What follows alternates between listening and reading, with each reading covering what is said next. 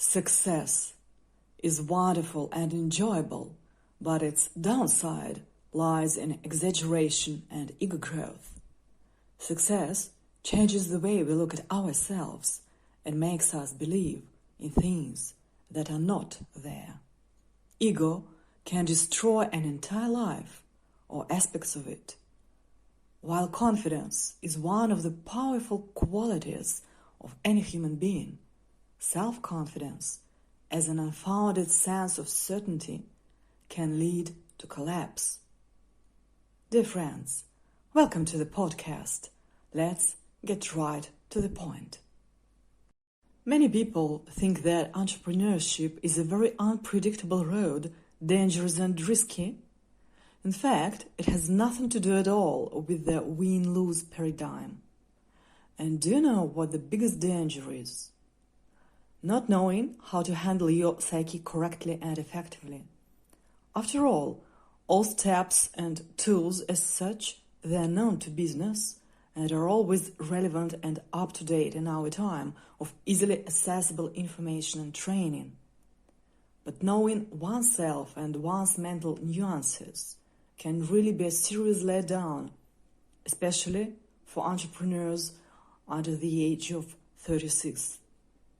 The human psyche matures at the age of 36. So today, I want to talk about the ego of entrepreneur. Let's start with examples so the functioning of the ego will be more obvious. I'm going to put you a little bit in context first.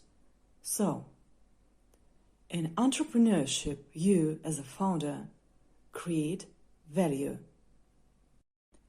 At the same time, business newcomers are trying to figure out what the market needs. But most of the market needs are already covered. There are millions of businesses in all countries.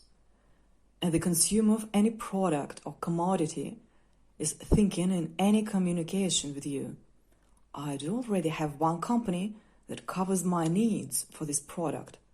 Why do I need another one?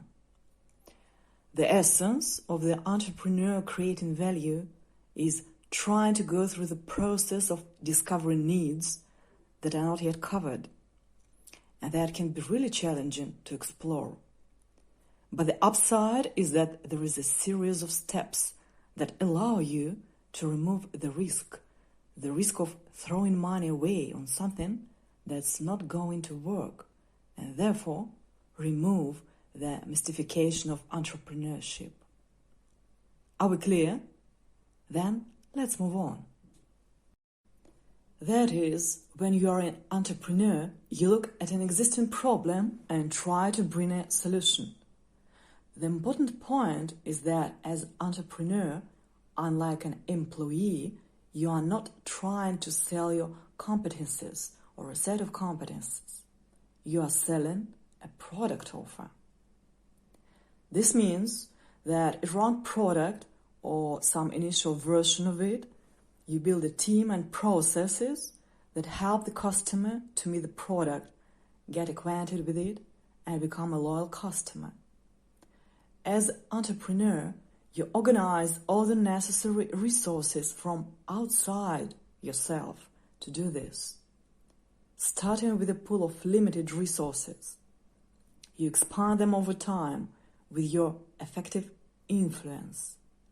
If you do not do this, you are just a leader or asset manager, but not entrepreneur.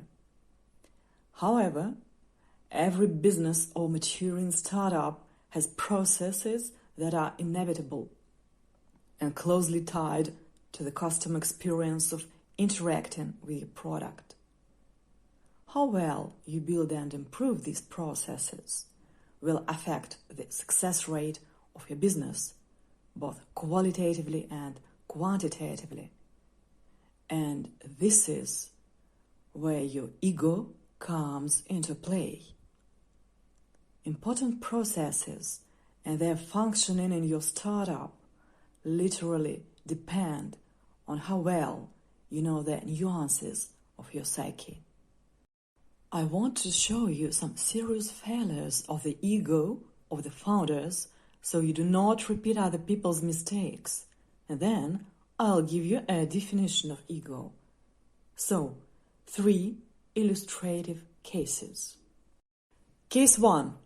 A founder is afraid of hiring people who are stronger than him in some necessary narrow competences, or, having hired them, does not know how to interact with them without destroying them morally. And this often happens with technical founders. I have personally seen internal dialogues of such a team in which a technical founder, literally foaming at the mouth at an offline meeting and then in a corporate chat, in an almost insane state, emoted in the direction of a hired, very competent technical worker with the scream, "We will not do as you suggest. I also understand the topic, and I am not a fool either." Such was the reasoning and level of emotional intelligence. He then repeated this to a hired employee in a different, non-technical function. Both employees were more than tactful at this situation, and before, I can assure you, the curtain sadly closes. Case 2. A very young female solo founder, at the moment of your temporarily successful period of dynamic growth and expansion of your team, which started to be filled with people older than her and with serious corporate experience, joyfully and with aplomb exclaimed in social networks literally the following: "If you don't have experience in managing teams of at least 300 people, I'm not even interested in your advice."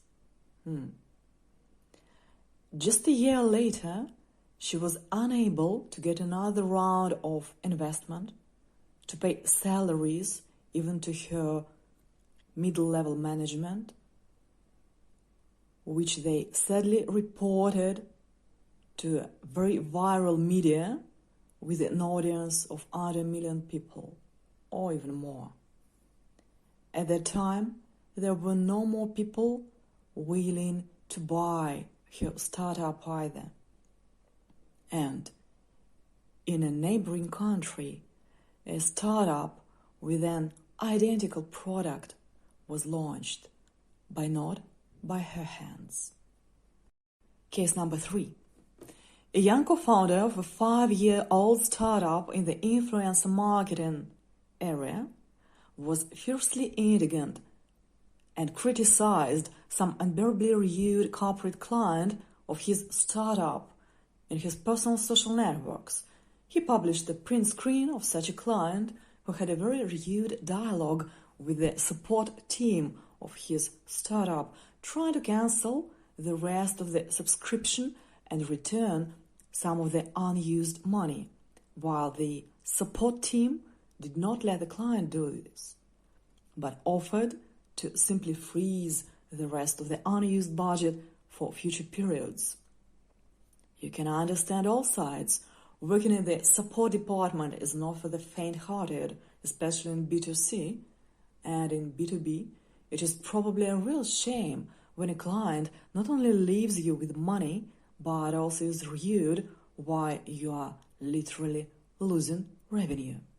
However, just a few important points to the operational processes of this startup, which, by the way, was a participant of an American accelerator. Firstly, a question. What is the founder of a 5-year-old startup and why is he doing inside the correspondence of his support team with clients? Secondly, why did not the accelerator where the startup studied explain to this co-founder that the American market is known for the fact that all participants there understand perfectly well that the return policy is an integral part of marketing, especially in relation to conflicting customers. And as a startup, you simply cannot invent your own totally uncompetitive rules of operation in a foreign market instead of just refunding money, especially when in your influencer marketing domain, Kim Kardashian's schemes is clearly not your client, but a client of a green.co, and will never be your client with your approach to marketing and the simplest operational processes that have not been established for some really strange reason in 5 years.